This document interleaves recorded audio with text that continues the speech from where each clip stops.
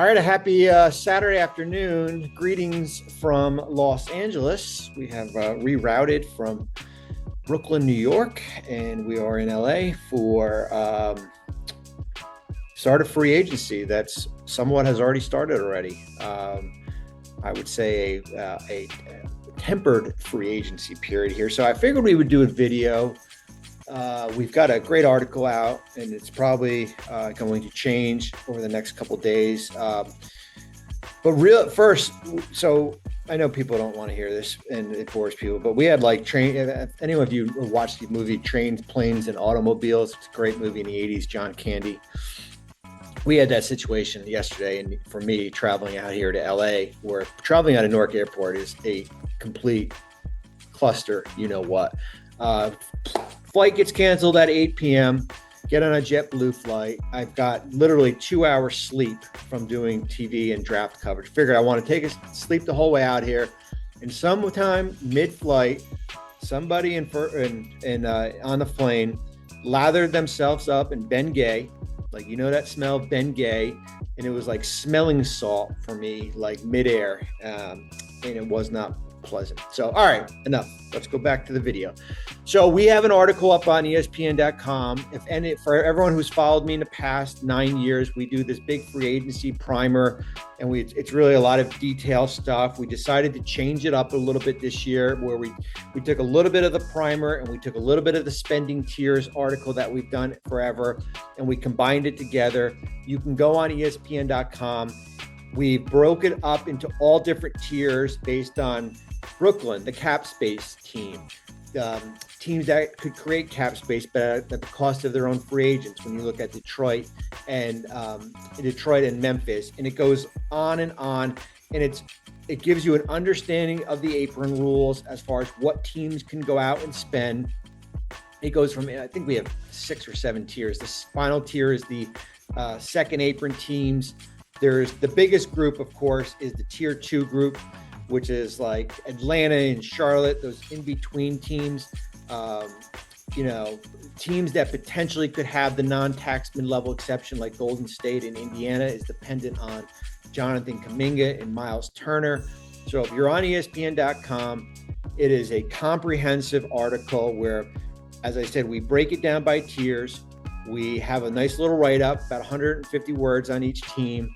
We look at what each team has money-wise to go out and spend, what players could be what free agents could be the best fit, what are their team needs, and one move I would make for each team. I'm sure there'll be highly aggregation speculation about that. It's just, we're just kind of doing different examples as far as what we would want to see. There are some, like we did in the Cleveland section, we had to go back and adjust it. One of them was to sign Sam Merrill. One of them was to sign Ty Jerome. We took the Jerome section out because they made the trade with Chicago for Lonzo Ball. We're going to get into that in a minute. So I would highly recommend going into ESPN.com and reading that article, because, as I said, we're not going to do a video on every team, but it really gives you an understanding as far as what the market's going to look like. If your favorite team is the Philadelphia 76ers, and this has come up a lot, you can't go out and sign Gershon Yabusele to the tax mid-level exception, because that triggers the second more than the $5.7 million tax mid-level exception, because then it triggers the first apron, and then you can't sign Quentin Grimes. But it explains everything in there. I would recommend going out and doing that. Let's just go around bing, bang, bang, as far as some of the transactions that happened the last couple of days. And thank you, everyone, for the support. We had a really good draft. I thought, certainly the first round. I thought the second round was awesome. The group we had out there, Bob Myers and myself, and of course Malika, who's our quarterback, and Wendy, who's a character in himself, and Jay Billis. We had a terrific time Thursday night. It was as enjoyable from a TV standpoint that I've been a part of in my 8 or 9 years at ESPN. It was like we did a podcast for 3 hours of just talking basketball, and it was really terrific. All right, so we got some free agent signings and we've got a trade, and we're going to just go around the room. So we've got Naz Reid comes off the board. He had a $15 million. This happened Friday night. This might have happened mid-flight during the Ben Gay incident. He had a $15 million player option. He declined, and he signs for 5 for 125. It's a rich contract because there is a part of you, and I know you want to reward the player, and he's a really good player, but there is that part of you, and you're thinking like, well, who are you bidding against, right? When it's just Brooklyn on an island by themselves with cap space. And yes, there could have been maybe some signing trades, but that takes the cooperation of Minnesota. Now it's what happens with Julius Randle, who's got a player option, 30 million-ish by Sunday. All player options have to be done by 5 p.m. on Sunday, June 29th. There's a bunch of them in this pocket. So what happens with Julius? I think if you're Minnesota, you would prefer for him to opt in. I think the 38 number fits where you are. I do think there's a chance that you are going to lose Nickeil Alexander-Walker to free agency. And that's when we did Timberwolves video, we said how important it was going to be for Terrence Shannon and Rob Dillingham for your younger players to take a big step. They are basically have the veteran minimum besides bringing back Julius Randle in free agency. They're basically where are Minnesota? Let me pull up that thing.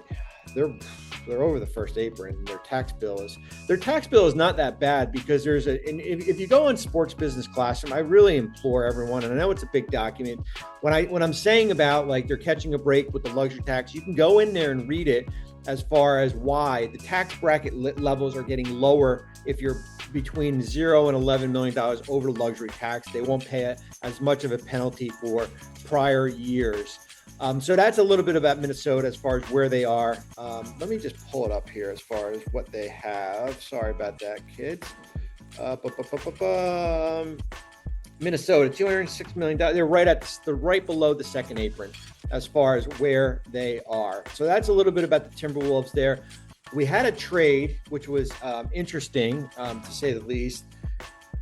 And we have Lonzo Ball going to Cleveland, and we have Isaac Okoro going to Chicago. The Ball trade for the Cavaliers gives them immense protection in case they lose Ty Jerome to free agency, and I think the likelihood is they are, based on signing Sam Merrill to a 4-year, $38 million contract. Listen, Lonzo, I know it's the knee. He ends the season last year with a broken wrist. Lonzo was really good in Chicago last year, like really good, like defending. If he's healthy, he will help Cleveland out immensely. His contract is terrific. It's an NFL style contract. He just signed that extension, and because of that, the trade doesn't go down until July 6th. It's an NFL style contract where there's what we call prior injury exclusion, which is an Exhibit 3 based on protecting a certain part of your body, which is the knee, that if you miss a certain games, the guaranteed amount basically becomes decreased. And there's a team option in the second year. There is a no risk, well, let's say minor risk move as far as going out and getting Lonzo Ball, and with Isaac Okoro,